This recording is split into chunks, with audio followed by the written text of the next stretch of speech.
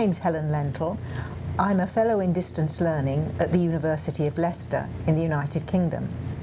I'm here today working with the Commonwealth of Learning on a project to do with leadership and management in distance learning. And I'm very pleased to be able to welcome Ross Paul. Ross Paul has worked in leadership positions in many universities, and we're very lucky to have his experience here today. Ross, can you just give us a brief outline of your career, your work both in universities that deliver distance learning and those that don't?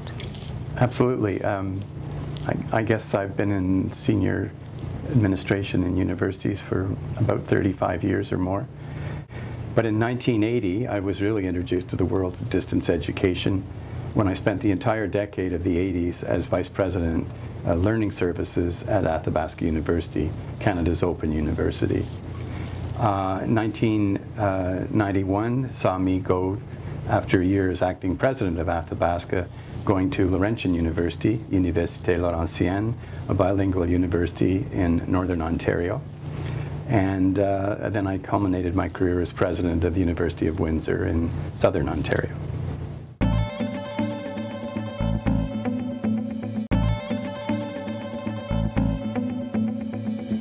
What's the difference between single and dual mode universities and the implications of these differences for leadership within them? Before I answer that directly, I should just note, especially for Canadian viewers, that these terms are not used regularly in Canada. We talk about open universities, or we talk about campus-based universities that happen to offer distance education, not like the Australian tradition of dual mode. But that said, I can certainly speak to the differences.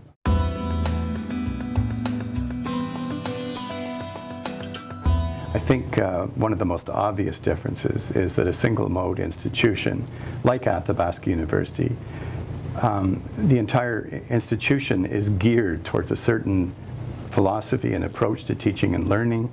People who are hired and go there know that that's what it's about, and so you have a kind of unity of purpose.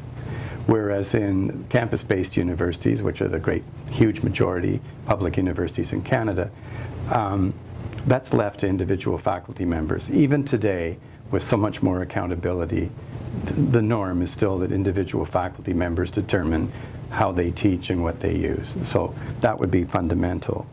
The second one I think that's of interest is that the distance education students in our dual mode institutions are overwhelmingly the full-time day students who take distance education courses from their same university for convenience, because it fits their timetable, because it's the only way they can get it, or because they want the flexibility, they're working part-time or they're at home, and so they take the advantage of it.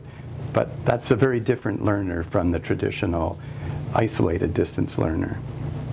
And the third thing is there's a very strong trend in Canada towards what people call blended learning or hybrid learning, which is where a classroom delivered course takes on more and more distance education using the internet, social media, and students are more and more freed up to work from home in their own time. So it has some of the best elements of distance education, but it's blended into the course. I don't think this makes it more of a dual mode institution. I think in a way it's kind of a single mode, using both, if you like, a blended approach. And interestingly, I had a heated discussion in the 80s with Fred Jevons, the former the founding vice chancellor of Deakin University, which is sort of a classic dual mode university. For him, dual mode was the only way. For me, then at Athabasca, it was single mode only. And chauvinism, I think, prevailed on both sides. I think that's kind of a dated argument. I also wrote in 1987 in a book called Distance Education in the Mainstream by Kelly and Smith in Australia. I predicted that distance education in the mainstream would converge over the time. I think that's still happening, and so that would be my approach to your question.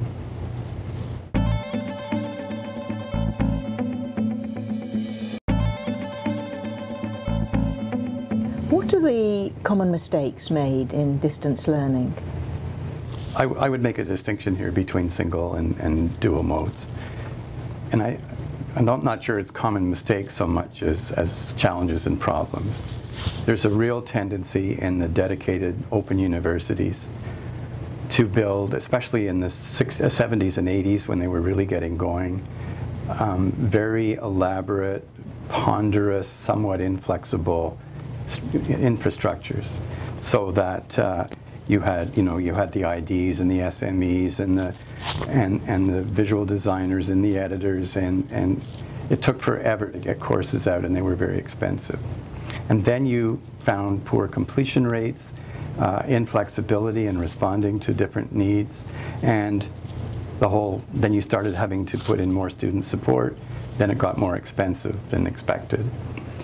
And I think there's also been a bit of institutional chauvinism in some of the single-mode institutions that believe that they're the only ones who are innovative, and that traditional universities can't hack it. And I think that those are problems, and I think those are weaknesses.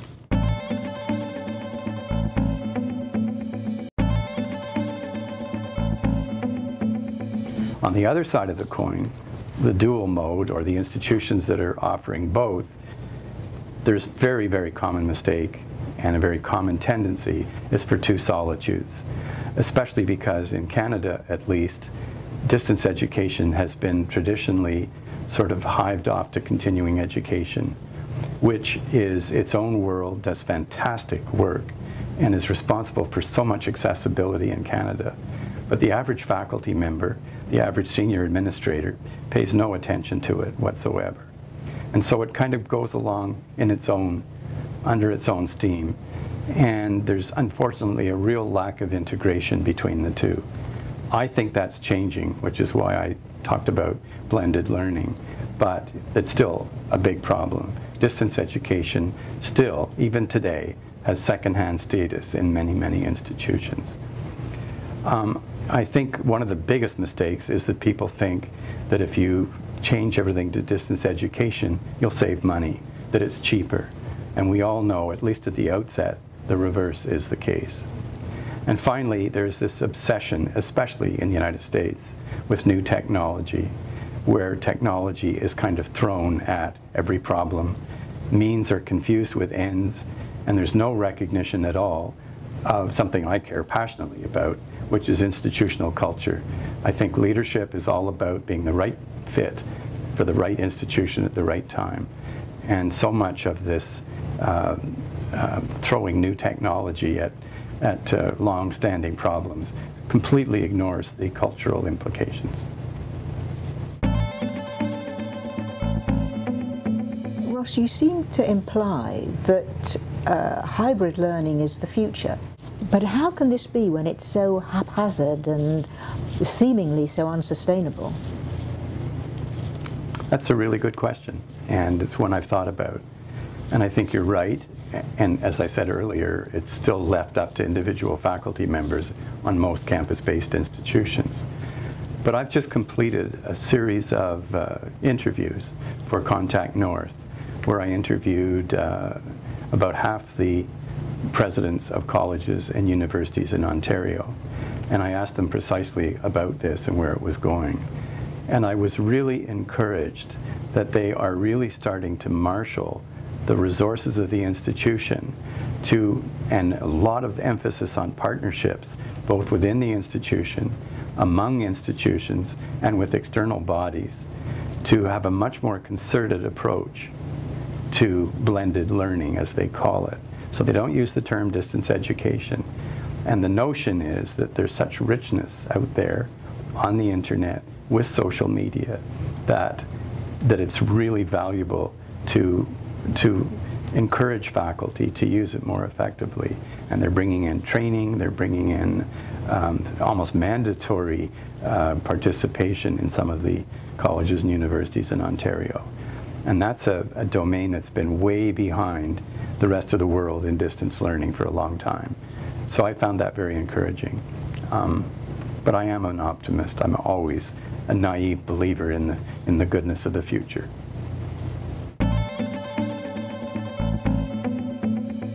Russ, what advice would you give to institutional leaders who are considering implementing open and distance learning? I'm not sure they'd listen to me, but I have 3 or 4 I would offer. The first one is a lifelong mantra for me. Technology is the answer, but what is the question? I wrote a musical review about that at the ICDE conference in 1982, and I've written about it extensively since.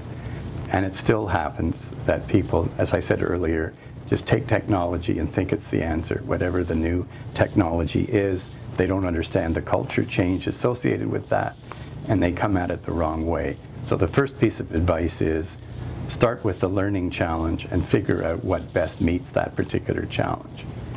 The second is never, ever, ever underestimate the cost of introducing distance education, at least effective distance education.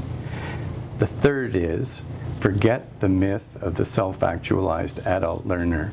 There may be a few out there, but student support is so crucial to success in distance learning. That's what I learned at Athabasca, and I've tried to promote that ever since.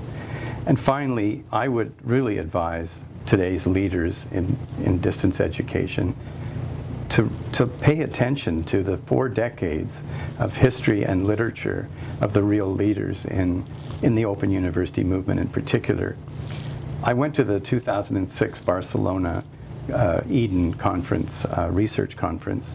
There was a session with 3 of the gurus of distance education, Otto Peters, Borio Holmberg, and Michael Moore. And I suggested at that discussion that it seemed unfortunate to me that all these new leaders, especially in the United States, but around the world, are leaping into distance education, and they're ignorant of that whole body of literature and those 40 years of experience. This was really reinforced for me recently. I was preparing a chapter for a book by Terry Anderson and Olaf Zawacki-Richter on the management of open learning and distance education. I looked at the online journal of Distance Education Administration, which is very popular in the US, had 199 articles that were relevant to my article between 2005 and 2011. Only one of them cited any of those 3 gurus or Desmond Keegan or Greville Rumble, who might be 5 of the most prominent people. The only one who did cited all 5. But that showed to me how institutions are leapfrogging over all this wonderful experience. I think that's a problem.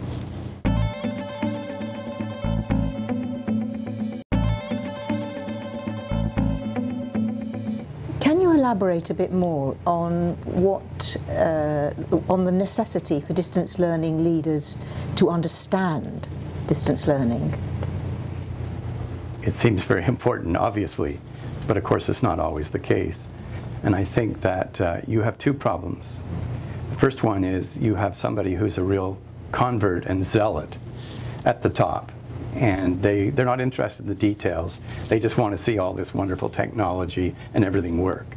And I've already alluded to the problems that causes. But probably more often, you have the opposite problem, which is an institutional leader who doesn't know much about it, doesn't pay much attention to it, kind of assumes it'll take care of itself. And that's when you get the little bits and pieces that you referred to earlier.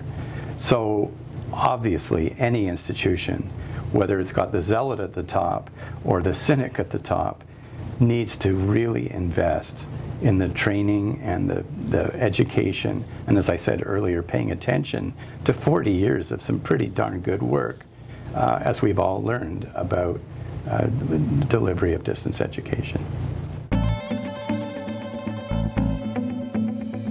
Ross, how much difference does a leader make? I love that question.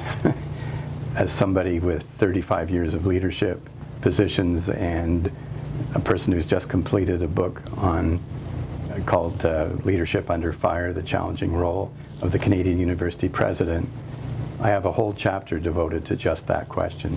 How much difference does a leader actually make? You would expect me to say a lot, and you'd be right, but my answer is much more complex and much more nuanced than that might suggest.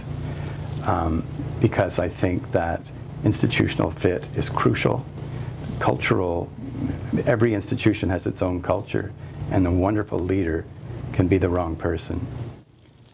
I think that institutions are also amazingly able to withstand poor leadership. They somehow survive and they bounce back. And the other side of the coin is when you have the right person in the right position at the right time, it's fantastic what can happen. But it can also be lost with the pendulum swing to the next leader. My short answer to the question is, I think institutional leaders make a huge difference, but not nearly as much as we think we do. My real approach to management is what I call open management, which is to advocate that you live the ideals of the institution you are leading, or the department, or whatever it is. So if it's an open university, that means openness, transparency, integrity. You've got to be a lifelong learner, and you have to be passionate about the mandate and mission of the institution. That's it. Many thanks, Ross. That was very interesting. My pleasure.